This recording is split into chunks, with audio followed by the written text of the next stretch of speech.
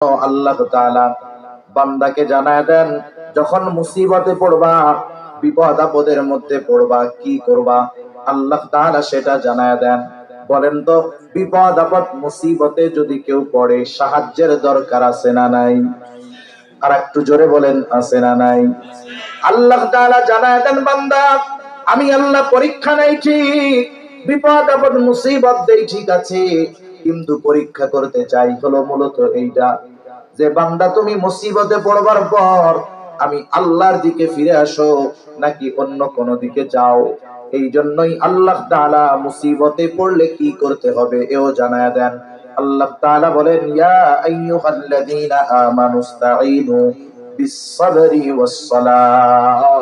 আল্লাহ তাআলা বলেন, হে ঈমানদারেরা, আমি আল্লাহ তাআলার কাছে তোমরা সাহায্য চাও, বিপদ আপদ মুসিবতে আমি আল্লাহর কাছে সাহায্য চাও। আমার কাছে সাহায্য চাওয়ার মাধ্যম কি? আল্লাহ তাআলা বলেন, বিস-সাবরি ওয়াস-সালাহ, সবর আর ধৈর্যের মাধ্যমে, সবর আর সালাত, ধৈর্য আর নামাজের মাধ্যমে বিপদ আপদ মুসিবতে আমি আল্লাহ তাআলার কাছে তোমরা সাহায্য চাও। এবার বুঝে থাকলে কয়েকটা প্রশ্নের একটু জবাব দিবে। বলেন তো, বিপদ আপদ মুসিবত দেন কে? আরো জোরে বলেন না, কে? বিপদ আপদ মুসিবত থেকে উদ্ধার করেন কে? তাহলে বিপদ আপদ মুসিবত যদি আসে, সাহায্য কার কাছে চাইব? আল্লাহ তাআলার কাছে সাহায্য চাওয়ার মাধ্যম কয়টা? একটা হলো ধৈর্য, আর একটা হলো নামাজ। কিন্তু আফসোসের ব্যাপার, আমাদের সমাজে এইরকম মানুষের সংখ্যা নেহায়াত কম নয়। বিপদ আপদ মুসিবতে পড়লে আল্লাহ তাআলার কাছে সাহায্য না চাইয়া পীর বাবা কবরে মাজারে গিয়ে সাহায্য চায়। এইরকম মানুষের সংখ্যা সমাজে কম নয়, অনেক আছে। মনে রাখতে হবে, কিছু বিষয়ের ব্যাপারটা এইরকম যে ওটার সম্পূর্ণ নিয়ন্ত্রণ আল্লাহ সুবহানাহু ওয়া তাআলা নিজের হাতে রাখছে। এটা দুনিয়ার কারো দেওয়ার ক্ষমতা নাই। এই ধরনের বিষয়গুলো আল্লাহ ব্যতীত কারো কাছে চাওয়া যাবে না। কেউ যদি একজনের কাছে আর একজন এক গ্লাস পানি চায়, এটা তো সমস্যা নাই, কারণ পানি দেওয়ার ক্ষমতাও তো আল্লাহ তাআলা দিয়েছে, ঠিক কিনা কম? এখন বলেন তো, কেউ যদি আর একজনের কাছে, কবরের কাছে, মাজারের কাছে, পীরের কাছে গিয়ে বলে আমার একটা পোলা দেন, এই ক্ষমতা কি আল্লাহ পোলারে দিছে? ওই পীররে দিছে? পীররে যদি কয় আমারে জান্নাতে ঢুকাই দেন, এই খবর কি কোন পীর, কবর, মাজারওয়ালার আছে? নাই। এইরকম কিছু বিষয় আছে যেগুলো দেওয়ার একমাত্র মালিক আল্লাহ, সেগুলো আল্লাহ তাআলা ছাড়া কারো কাছে চাওয়া বৈধ নয়, বরং এতে ঈমান নষ্ট হয়ে যাবে। বিপদ আপদ মুসিবতে আল্লাহ তাআলার কাছে ধৈর্য আর নামাজের মাধ্যমে সাহায্য চাইতে হবে। এরপর আল্লাহ তাআলা কেমন যেন জানায় দেন, যেই মুমিন বিপদ আপদ মুসিবতে পড়বার পর আমি আল্লাহ তাআলার কাছে ধৈর্য আর নামাজের মাধ্যমে সাহায্য চাই, সে তো সাধারণ মুমিন নয়। আল্লাহ রাব্বুল আলামিন তাকে শুধু মুমিন নয়, আল্লাহ সুবহানাহু ওয়া তাআলা তাকে প্রমোশন দিয়ে দেয়। কি প্রমোশন দেয় মনে করেন? আমাদের পুলিশ প্রধান যিনি, পুলিশ প্রধান থেকে নিয়ে একেবারে নিম্ন পদস্থ যেই পুলিশ কর্মকর্তা আছে, সবাই তো পুলিশ নাকি অন্য কিছু? আবার সবাই পুলিশ না? কিন্তু বলেন তো, ওই হাবিলদার পুলিশ আর যিনি ডিআইজি পুলিশ, দুজনের মধ্যে তফাৎ আছে না? ভিআইপি কে? DIG VIP. এখন বলেন তো, আইজি তো পুলিশ প্রধান, সে তো সর্বোচ্চ ভিআইপি, সেও পুলিশ, একেবারে হাবিলদারও পুলিশ। এখন যিনি আইজিপি, পুলিশের প্রধান যিনি, ওনার কি হাত 3-4টে নাকি চোখ 2-4টে বেশি আছে? দেখা যাবে কি যে হাবিলদার এরকম সাইজের আর আইজিপি সাহেবের সাইজ যে এক, হাবিলদার ওই সাইজের 3-4টা আইজিপি রে সহায় ফেলা দিবে। কিন্তু এরপরেও ওই লোকটা পুলিশের আইজিপি কিসের কারণে? কিসের কারণে? পদের কারণে। পদের কারণে না, পদের কারণে। এই দুই পুলিশের মধ্যে কেমন তফাৎ? আমরা সবাই মুমিন, কিন্তু প্রমোশনের কারণে কিছু আছে স্পেশাল মুমিন। যেই মুমিন বিপদ আপদ মুসিবতে এই ফর্মুলা অবলম্বন করে আল্লাহ তাআলার কাছে সাহায্য চায়, আল্লাহ তাআলা জানায় দেন সে আর খালি মুমিন থাকে না, সে প্রমোশন পাইয়া সবের মুমিন হয়ে যায়। সুবহান।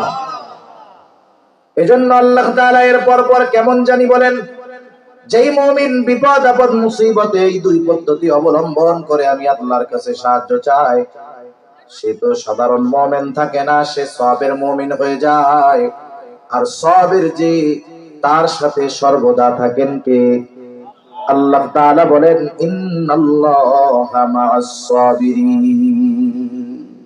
নিশ্চয়ই আল্লাহ তাআলা ধৈর্যশীলদের সাথে আছেন।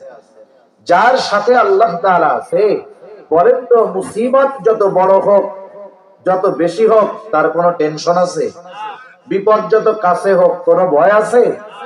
তাহলে আল্লাহ সুবহানাহু ওয়া তাআলার কাছে বিপদ আপদ মুসিবতে যদি আমরা আল্লাহর দিকে ফিরে যাই, তাহলে বিপদ আপদ মুসিবতের ক্ষেত্রে সবর অর্জন করা হয়ে যাবে। সুবহান।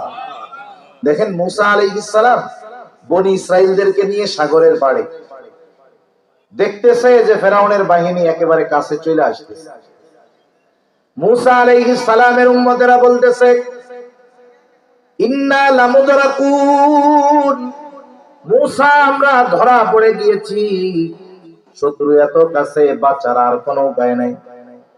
হয়তো ফেরাউনের বাহিনীর হাতে মরতে হবে, নাইলে সমুদ্রের মধ্যে পড়ে মরতে হবে। মুসা আলাইহিস সালাম তাদের এই কথার জবাবে বললেন, কাল্লা, কখনোই ধরা পড়ব না, ধরা পড়ব না। এর কারণ কি? মুসা আলাইহিস সালাম বললেন, ইন্না মাইয়া রব্বি, ধরা পড়ব না এই কারণে আমার রব আমার সাথে আছে। মুসিবত কত কাছে, কিন্তু সাথে তো রব আছে, কোনো চিন্তা নাই। আর রব তাদের সাথেই থাকেন যারা সবের মুমিন হতে পারে। তাহলে আসেন আমরা আবার একটু পেছনের দিকে যাই।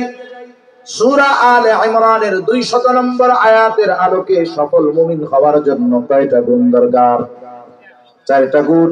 1 নাম্বার হলো আল্লাহ তাআলা বলেন, ইসবিরু, বান্দা সবর করো। সবর, সবর হবে 3 জায়গায়। সবর হবে ইবাদতের মধ্যে, সবর হবে গুনাহ থেকে বাঁচার মধ্যে, 3 নাম্বার সবর হবে বিপদ আপদ মুসিবতে। বলেন তো এই সবর মাঝে মধ্যে করব, মাঝে মধ্যে ছাড়বো, এটা হলে হবে নাকি? এজন্য আল্লাহ তাআলা স্পেশাল ভাবে পরের গুণের কথা বলেন, ওয়াসাবিরু, বান্দা সবরের উপরে অটল থাকবা। কতদিন থাকবা? বেঁচে থাকবা যতদিন, ইবাদত যতদিন, সবরের উপরে অটল থাকবা ততদিন। আর ইবাদত কতদিন? আল্লাহ তাআলা বলেন, ওয়া'বুদ রাব্বাকা হাত্তা ইয়াতিয়াকাল ইয়াকিন। আপনি আপনার রবের ইবাদত করেন দৃঢ় সত্যের আগমন পর্যন্ত, অর্থাৎ মৃত্যু পর্যন্ত রবের ইবাদত। ওই মৃত্যু পর্যন্ত আমরা সর্ব অবস্থায় সবরের উপরে থাকবো ইনশাআল্লাহ। তাহলে 1 নাম্বার সবর করো, 2 নাম্বার সবরের উপরে অটল থাকো, 3 নাম্বার ওয়ারাবিতু, সর্বদা জিহাদের জন্য প্রস্তুত থাকো, শত্রুর সাথে লড়াইয়ের জন্য তৈরি থাকো। দেখেন আজকে ফিলিস্তিনের অবস্থা, মুসলমানদের কি অবস্থা? এই ফিলিস্তিনের মাজলুম মুসলমানদের উপরে নির্বিচারে গোটা দুনিয়ার ইসলাম বিদ্বেষীরা জুলুম অত্যাচারের স্টিমরালার চালাইতেছে, ঠিক কিনা বলেন? কিন্তু এই ফিলিস্তিনের মর্দে মুজাহিদেরা সর্বদা প্রস্তুত ছিল যে আমরা আমাদের জীবন দিয়ে হলেও ওই জালেমদের, পাপীদের পদাচারণা থেকে আমাদের এই ভূমিকে রক্ষার জন্য আমরা আমাদের জীবন দিয়ে দিব, প্রস্তুত ছিল। এই জন্য তাকায় দেখেন, গড়ে গোটা দুনিয়ার কুফরি শক্তি একদিকে যাবার পরেও ওই সামান্য ফিলিস্তিনের হামাস বাহিনীর সাথে কুলায়া উঠতে পারে নাই, বরং একেবারে দুর্বল ছোট ছোট অস্ত্রের মাধ্যমে ইসরায়েলি বাহিনীর বড় বড় সামরিক যানের ক্ষতি তারা করে দিয়েছে। তারা প্রস্তুত সর্ব অবস্থায়। তাদের প্রস্তুতি কতটা গভীর! ছোট ছোট বাচ্চারা জিহাদের জন্য প্রস্তুত, ছোট ছোট বাচ্চা হাতের মধ্যে, পায়ের মধ্যে, গায়ের মধ্যে নাম ঠিকানা লেখা রাখে, কারণ ওরা জানে যে কোনো মুহূর্তেই বোমা বর্ষণ হতে পারে, আমাদের উপরে গুলি বর্ষণ হতে পারে। ছোট ছোট বাচ্চারাও কেমন প্রস্তুত! যে কখনো যদি গুলির আঘাতে, বোমার আঘাতে মারা যায়, শরীরটা যদি ছিন্ন বিচ্ছিন্ন হয়ে যায়, আমার এই শরীরের মধ্যে লেখা নামটা দেখে আমার দেহটাকে যেন শনাক্ত করতে পারে। এমন ভাবে ছোট ছোট বাচ্চারাও যুদ্ধের জন্য প্রস্তুত। আর আমাদের অবস্থা তো কি? আমাদেরকে তো পশ্চিমা বিশ্ব আমাদের মিডিয়ার মাধ্যমে আমাদের কর্ণকুহরে ঢুকায় দিয়েছে, জেহাদ মানে সন্ত্রাস, জেহাদ মানে জঙ্গি, জেহাদ মানে বোমা হামলা, জেহাদি মানে সন্ত্রাসী। একথা ঢুকাই দিছে না আমাদের কানের মধ্যে? কেন ঢুকাইছে জানেন? যদি ভালো মতো সবার কানে জেহাদের ব্যাপারে কথা বলতে বলতে জেহাদ বিদ্বেষ বানায় দেওয়া যায়, তাহলে মুসলমানদের পতন ঘটাতে ওদের বেশি সময় লাগবে না। মনে রাখবেন, আমরা মুসলমান।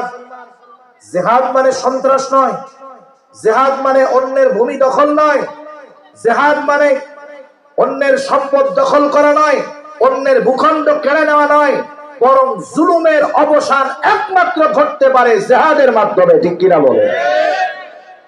যেটা গোটা দুনিয়াকে দেখিয়ে দিয়েছে আফগানিস্তান। আফগানিস্তান দেখায় দিচ্ছে, দেখো গোটা দুনিয়ার সব শক্তি একদিকে চলে গেছে, আর আমরা এই জালেমদের বিরুদ্ধে আল্লাহর উপরে ভরসা রেখে জিহাদ ফি সাবিলিল্লাহ চালায় গেছি। ওই জুলুমবাজেরা রাতের আধারে পালাতে বাধ্য হয়েছে। ঠিক কিনা বলেন?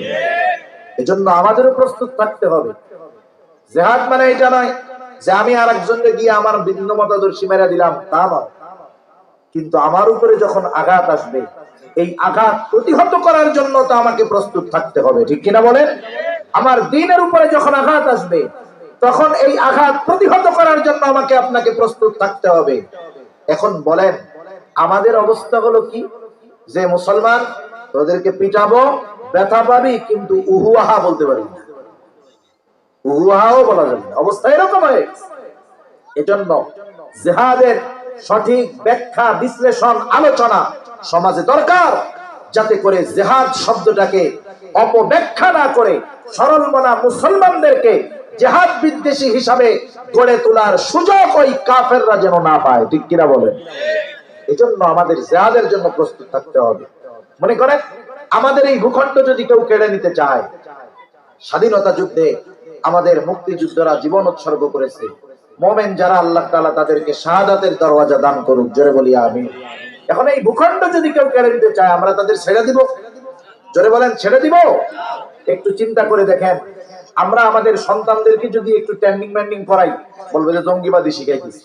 কিন্তু এই ইসরায়েল, আপনারা হয়তো জেনে থাকবেন, এমন এক দেশ যে দেশে প্রাপ্তবয়স্ক যারা সকলেই সামরিক ট্রেনিং দেওয়া, যারা প্রাপ্তবয়স্ক সকলেই সামরিক ট্রেনিং দেওয়া।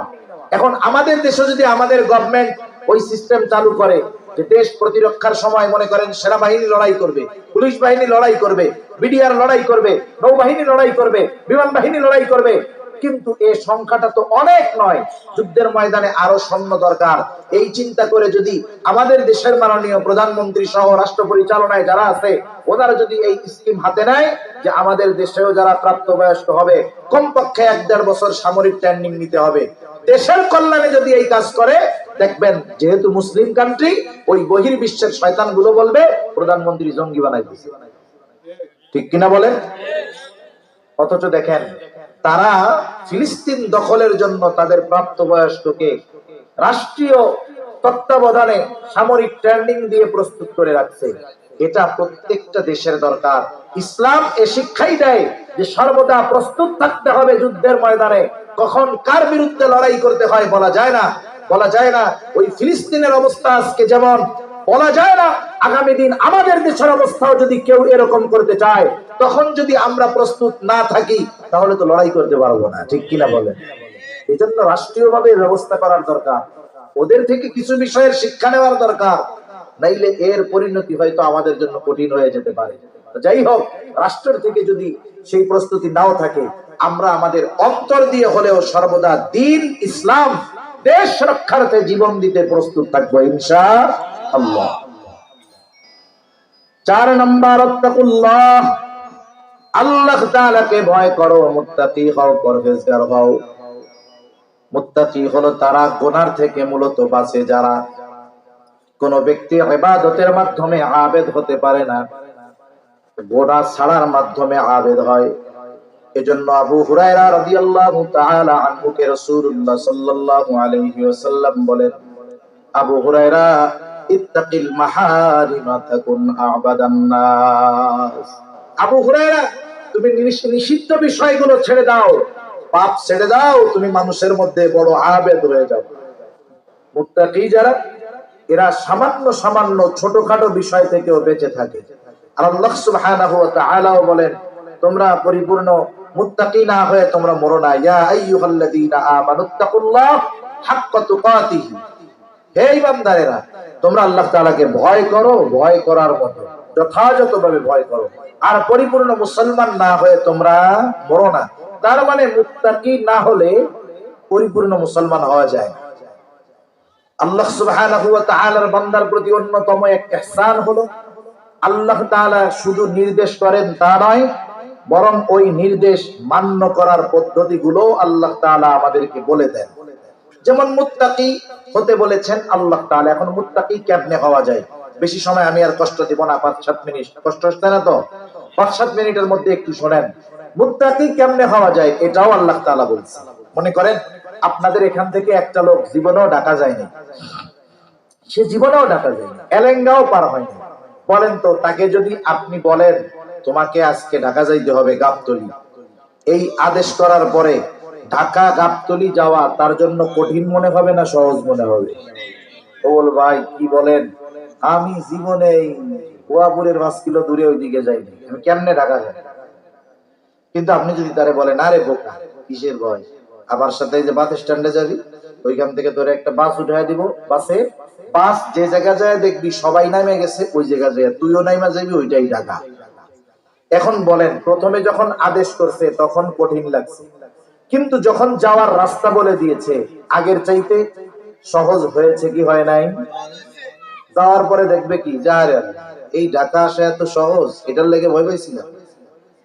তাহলে আদেশ করার সাথে সাথে আদেশ পালনের মান্য করার পদ্ধতি যদি বলে দেওয়া হয়, ওই আদেশ পালন করা সহজ হয়। আল্লাহ তাআলা শুধু আদেশ করেন তা না, আদেশের সাথে সাথে ওই আদেশ বাস্তবায়নের পদ্ধতিগুলো আল্লাহ তাআলা বলে দেন। সুবহান। কেমনে মুত্তাকি হব? আল্লাহ তাআলা এক জায়গায় বলেন, ইয়া আইয়ুহাল্লাযীনা আমানুত্তাকুল্লাহ ওয়া কুনু মা'আস সাদিকিন। হে ঈমানদারেরা, তোমরা মুত্তাকি হও। আমরা যদি জিজ্ঞাসা করি আল্লাহ কেমনে মুত্তাকি হব, আল্লাহ তাআলা বলেন, ওয়া কুনু মা'আস সাদিকিন, তোমরা সত্যবাদীদের সঙ্গী হয়ে যাও।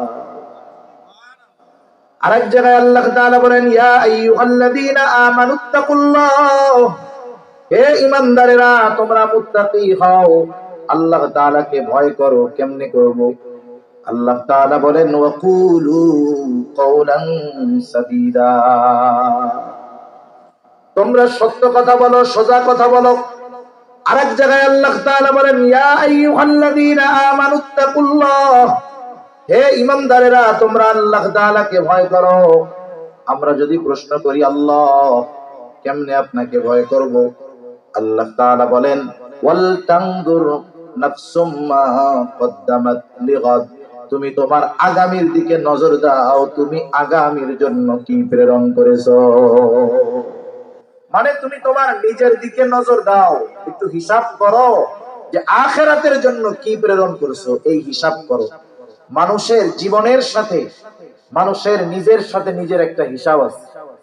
বুজুর্গানে দিন বলে এটা হলো মুহাসাবা।